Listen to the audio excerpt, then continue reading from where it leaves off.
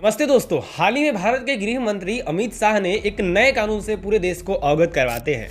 मैं स्पष्टीकरण करना चाहता हूं कि गैर इरादतन हत्या जो थी, अकस्मात जिसको कहते हैं, इसमें हमने दो हिस्से किए। अकस्मात तो किसी भी व्यक्ति से किसी भी स्थिति में हो सकता है।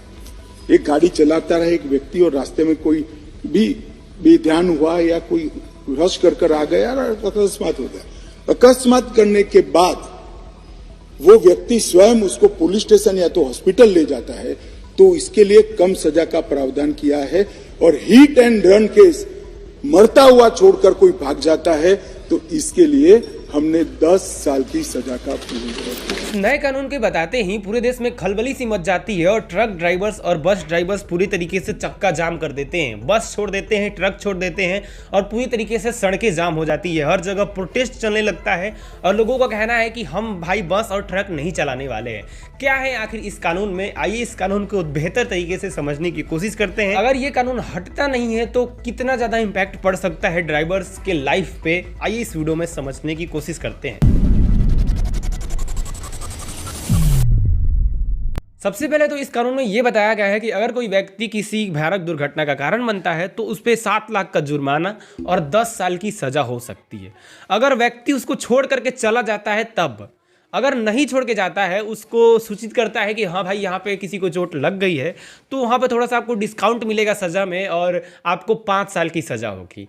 लेकिन यहाँ पे आपको पैसा उतना ही देना पड़ सकता है। साथ ही इस दुर्घटनाओं को 2 कैटेगरी में डिवाइड करा गया है। सबसे पहले तो पहली कैटेगरी में वैसे लोग हैं जो जल्दीबाजी में या फिर लापरवाही से किसी की मौत हो जाती है, तो वैसे लोगों को 5 साल की कैद की सज़ा होगी और साथ में जुर्माना देना होगा। दूसरी कैटेगरी में लोग हैं जो लापरवाही से वाहन चलाते समय किसी की मौत कर देते हैं, तो वहाँ पे 10 साल की कैद की सज़ा होगी और साथ में जुर्माना देना होगा। अगर इस घटना को 2 तरीके से सोचा जाए, पहला कि ये 10 लाख रुपया या फिर 7 लाख रुपया ज़्यादा है किसी की जान से बढ़ के, यानी कि इससे क्या होगा कि लोग डर के अच्छे से गाड़ी चलाएंगे और किसी की दुर्घटना नहीं होगी।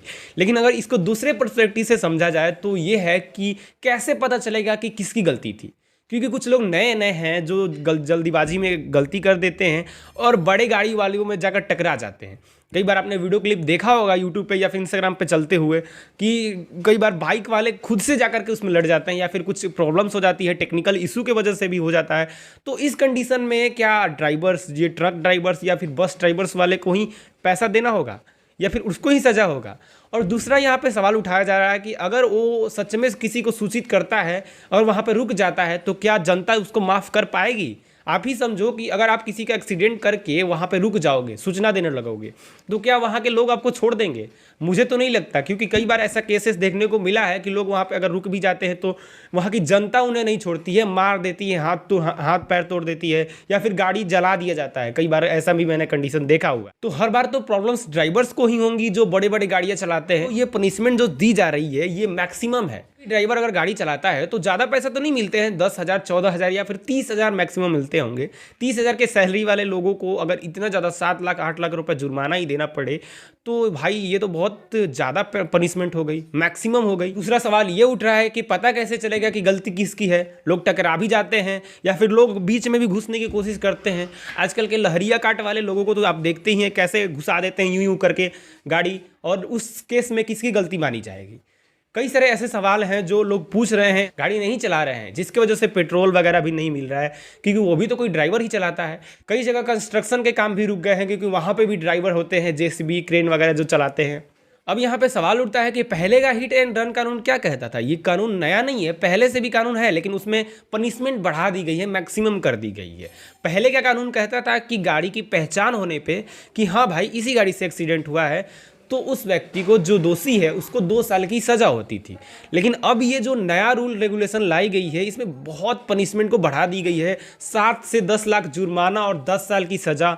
आप ही बताओ, कोई ड्राइवर होगा और गाड़ी चला रहा है, उसको ज़्यादा पेमेंट तो नहीं मिलती है, फिर इतना वो कैसे, अगर गलती से भी एक्सीडेंट हो गई, कोई टेक्निकल इशू की वजह से भी एक्सीडेंट हो सकता है, तो इतना हाईएस्ट अमाउंट कैसे वो पे करेगा? 10,000 15,000 पे लोग जो ड्राइविंग करते हैं वो कैसे?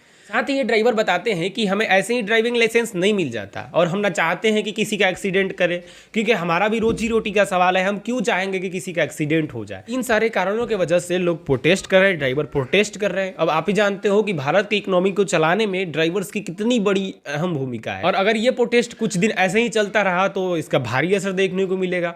अब आपका क्या राय है इस कानून के बारे में, आप भी कमेंट बॉक्स में जरूर लिखना। चलिए मिलते हैं नेक्स्ट वीडियो में, तब तक के लिए जय हिंद, वंदे मातरम।